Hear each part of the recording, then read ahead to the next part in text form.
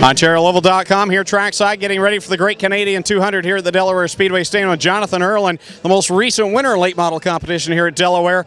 200 laps, though, a little bit different ball game this afternoon. The longer the race, the better for us. Seems like history showed us that. The longer we get to run, the biggest green flag runs that we can get definitely is where these Urlin Motorsports cars shine. As you can see, we got the number 4 here, qualified second, and our other team car, the 21 car here, qualified third. With the Dyson version, we're going to end up starting 4th and 5th, and hopefully we can get these two machines up to the front by the end. Yeah, you qualified second by 1/1000th of a second. Jamie Cox, 1/1000th. Jamie Cox beat you.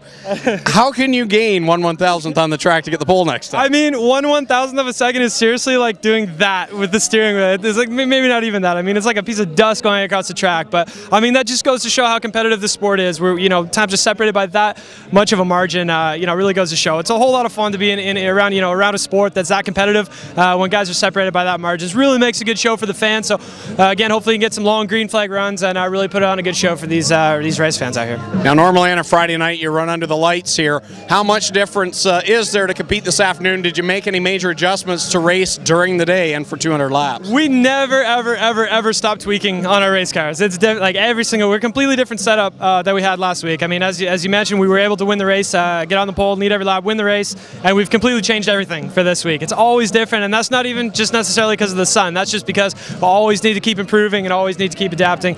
We spoke about the competitive nature of the sport, so we're just going to keep on pushing it and tweaking it. We're lucky we have a pit stop here planned for the 200 lap race, so we'll be able to just keep on tweaking and adjusting on these cars, and like I said, hopefully we'll end up at the front at the end. Yeah, you mentioned that break they'll have at the midpoint of the race. What kind of plans do you have for that, or you just make those plans on the fly as that break comes? Yeah, it's very dynamic in terms of making decisions on what we're going to do. We're going to feel out the car. The idea here is to sit back a little bit. I mean, not sit at the back of the pack, but run around in the top 5 if we can, top 3 if we can get out front, great. But the idea is just to keep the rubber on the tires, nice and easy with everything, slowing everything down, nice smooth hand movements and feet movements.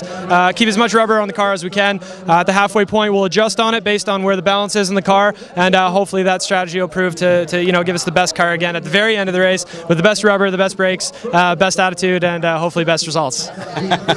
Now, to get here and compete in a 200 lap race and be a team that's in contention, it takes a lot of great backers. Who would you like to thank for supporting your race team? The sponsors especially that are on this car. You can see Siskin's Law Firm is a big supporter of the grassroots level racing here, especially at Delaware Speedway. They support the different sorts of community events.